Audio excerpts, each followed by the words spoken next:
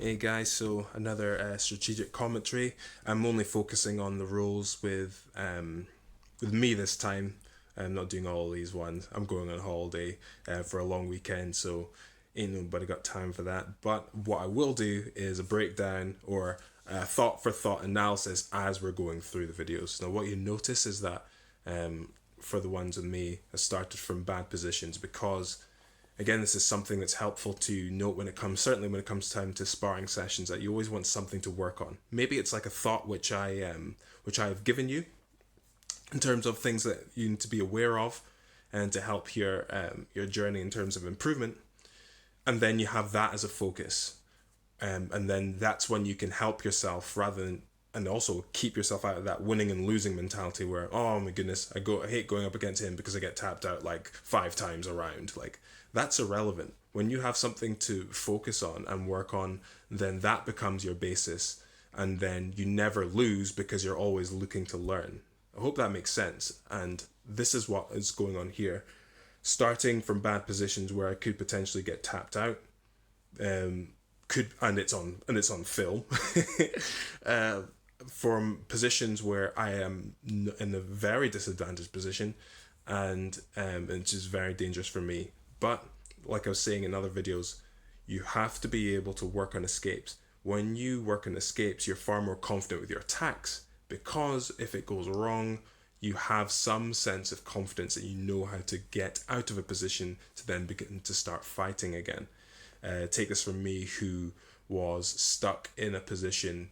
I was in mounted. My very first jiu-jitsu match, I was mounted for about 4 minutes of a match because I was loose and lazy with my guard. I got past and I was defending like Ezekiel choke for like 4 minutes, trying to get out of mount. Eventually got out, and I was just like, okay, right now, mate, I'm having you. But it didn't work that way. He knew he was up on point, and all he had to do was just survive, and it didn't work out my way. But it made me more confident to know, oh, if I took him down, he's toast.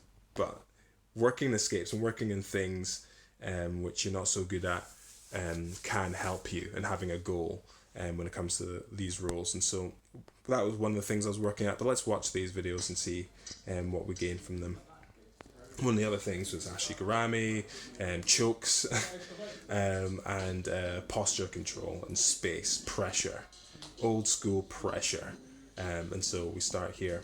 So immediately T-Rex arms, and hiding myself and being able to pop up the hips, and then now in butterfly to extend, and then get my control and get my guard game going.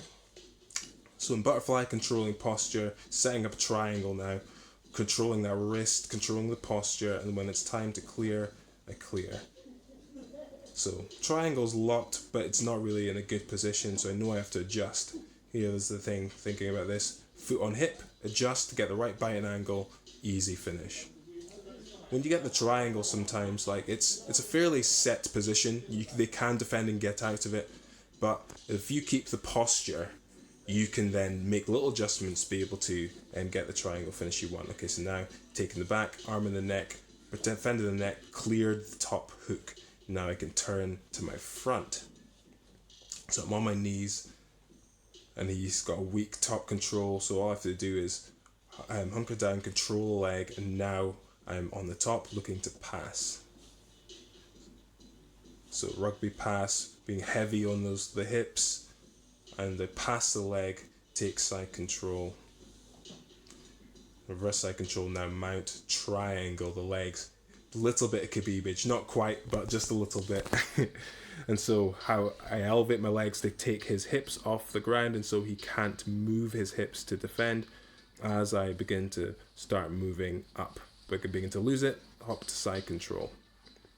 Controlling the arm, and so I'm threatening that underhook.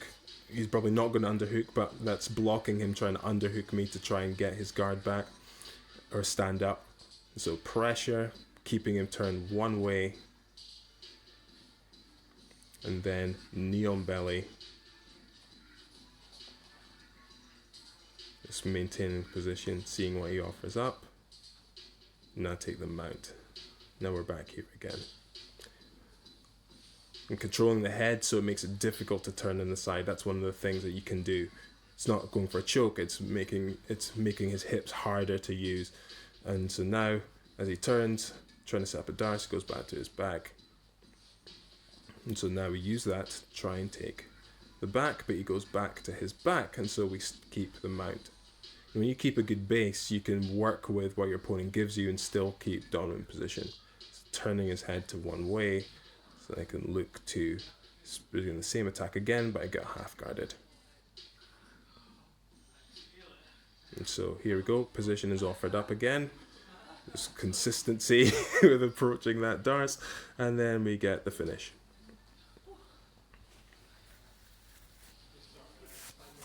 Again, emphasize importance of base. Keeping base helps you be able to maintain the positions that you need if something doesn't work out. Now we're in side control. Again, tucking that T-Rex arms. Now I've made a frame in the inside and seeing where he wants to go. My arms are fairly safe. I mean, there's maybe some wrist locks and stuff you can do there, but my arms are fairly safe. He's trying to control the leg there, and I'm not sure if I can re-guard, but what I can do is go underneath and go out the back door, turning around, but then he, instead of me coming on top, he squares up, and now he's in my guard. So I'm using my knees to pull forward off balance. And so whenever he tries to open, I move so he has a harder time. The guard is one of the best places, certainly if you're tall, to be able to do this. Everyone who's shorter than you should have a hard time in your guard. If they don't, you're not doing it right. And so now he separates, he's about to stand, tries to pass, I square up, keeping that posture control. He strips the head, that's okay. Right, looking for ashigarami, he falls backwards. Could never get ashigarami today, or this day. Okay, so now we look to pass. Pressuring, and so then I feel a resistance, I release it and throw the legs aside. But check if he's alright. It sounded like he did a thud in the ground, so we square up and we go again. That's one of the things you can feel. When you feel resistance, you don't always have to fight it. You can let it go and then use that to help you when it comes to launching your attacks. Again, did a little knee cut / body surf pass around to the side, looking to see if he turns. Can't quite get that dart again, so keep top position and the round ends. But again, it's a good roll there. And the next roll is with Dan, I think. Yeah, it's with Dan. And so I think he didn't give Joe a chance, and now he's got Coach Sandy to roll with, and he also starts in the mount position. And touch and go again. T-Rex arms and active with the feet on the mat to feel for space, and then when the time is right to bump, to shrimp, and to get knees in between. Again, base there, let him back up to continue, but base is so important. When you have base, then you don't lose top position, and you don't have to defend guard from the mount all the time. And so here, just kind of playing possum, seeing what he does. He steps over both legs. I've got control of a foot. Good to go with both feet in now. Hasn't passed the knees, so I still have something I can do here if he tries to come up. And so now, just seeing what way he goes, he's in half guard. So he doesn't have the underhook, but I've got an underhook on that side. So what I'm going to do is I'm going to move him to that side and then extend his hips, and then reverse the angle of his hips, and then reverse with a bridge straight to mount. And so now we begin our attack from the mount. He started from the mount, and I'm now in the mount, so it's only fair. So, alright, let's see what we can do. He's trying to control an arm, but I base out the other way, so you can't tip me that way if you're going to threatening the arm, turning to the side. Also trying to see if he bumps and turns me to the side. I think I try to look for a mount triangle S mount. Wasn't really there, so I keep my control and base heavy on the top. Now there's an arm bar I'm waiting here, so I cut my own thigh with that arm trapped. See what he does. So he turns in more now. Okay, I can take the back. So I'm going to try and work the seatbelt with that Kimura trap on the right arm. And I use that to turn him over, but I lose the seatbelt and I want to stay on top. So that's a priority. Staying on top rather than a submission is important. If he turns, I want to be able to take the position again. So now I use that to block him, that hip, and now, body triangle to see if I can establish that seatbelt control. I'm losing it, so take him over to the other side. Sometimes if you feel you're losing it, use your hips to take over to the other side. Now here's an in-between position between mount and the back. And so this can be a handy place to work. And then the same again, trying to go for a choke, but it doesn't quite work. Chin too tucked, and I don't have good control on the rest of it. Using that leg to try and weaken that defense, and which works. Now I've got the shoulder and the arm. And so all I have to do now is work to get to my knees, turn 90 degrees, and extend, finish for the arm lock. When it comes to the back, one of the things you have to watch out for is the arm bar as well. Not just the choke, mainly the choke, but there's other things that can be opened up. And now I start with my back taken. So now I'm working to use my hips on the ground to shake off the hooks.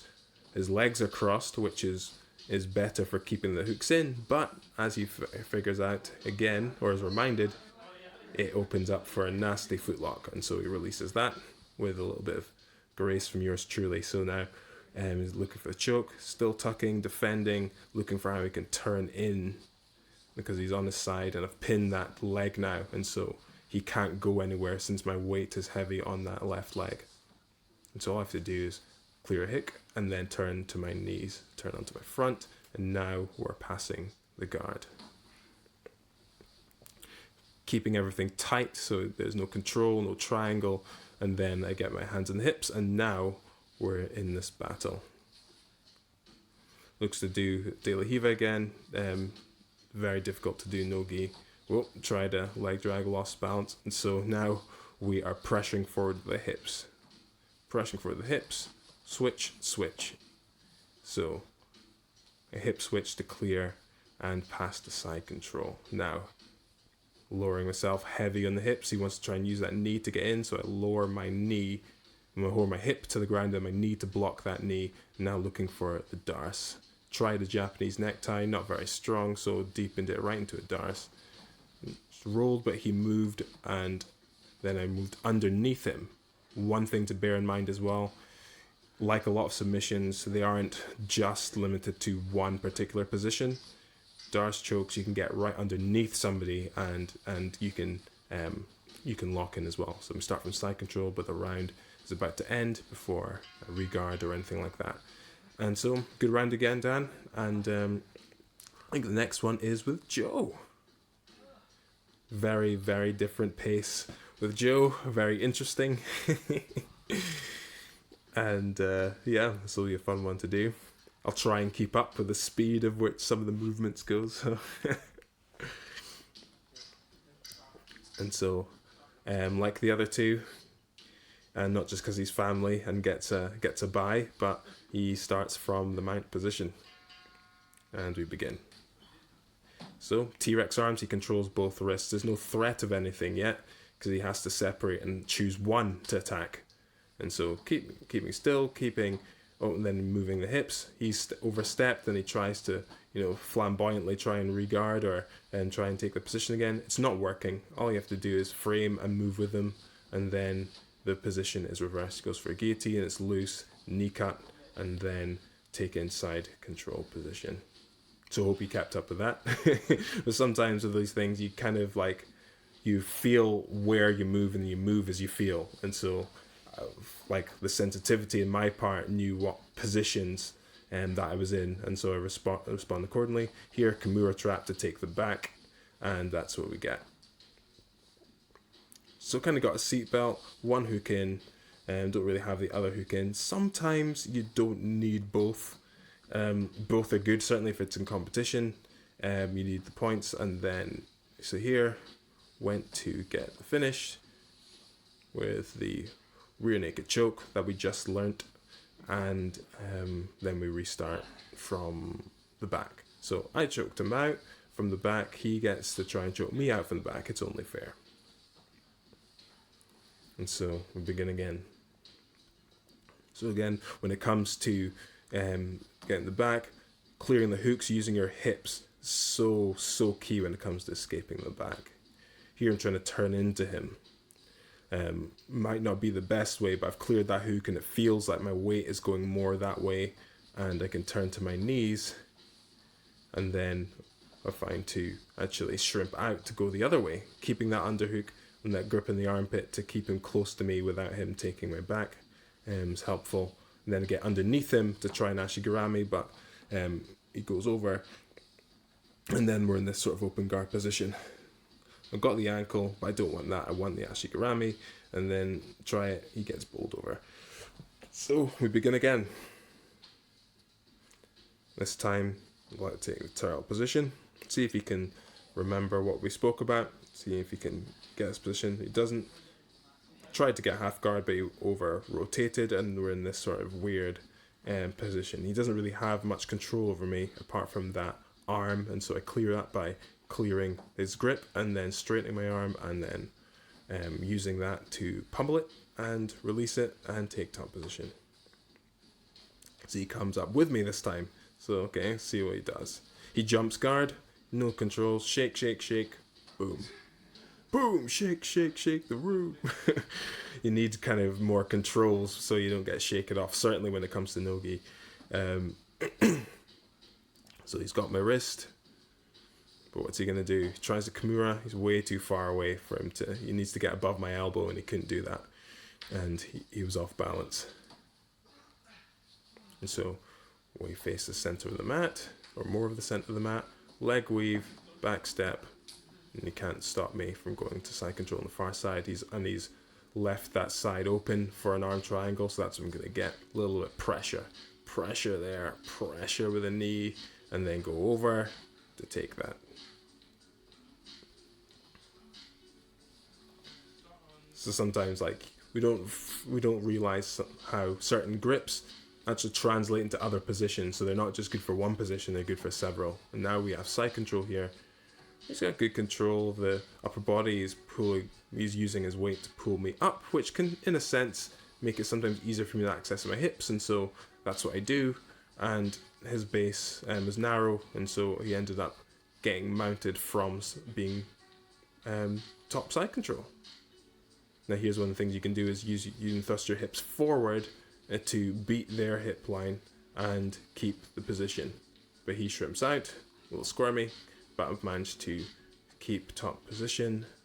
So see if I can try a Darsa Peruvian necktie. I think I'm looking for Peruvian necktie here. Trying to step up, but my grip is loose and he has my hand. I don't know what happened here, but his head pops out.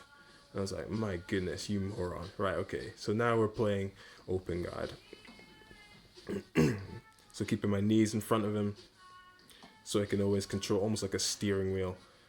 And seeing what he does here. He sits back, and so he allows me to gap. Again, one of those things to think about. Do not just sit back. So here, 10 seconds to go, taking a quick Von Flu choke. And the round ends. Good roll, brother. Good roll. And so when it comes to that again, don't feel like you have to sit back all the time. It is something that will invite your opponent to be able to just get up. In that case, that's I did, and immediately got top position, and then a submission within a few seconds. So the space that you leave your opponent, unless you're savvy, they will fill it. And so be wary of that. But I hope you enjoyed these little back-to-back commentaries of how it was going on. But I'll see you in the next videos.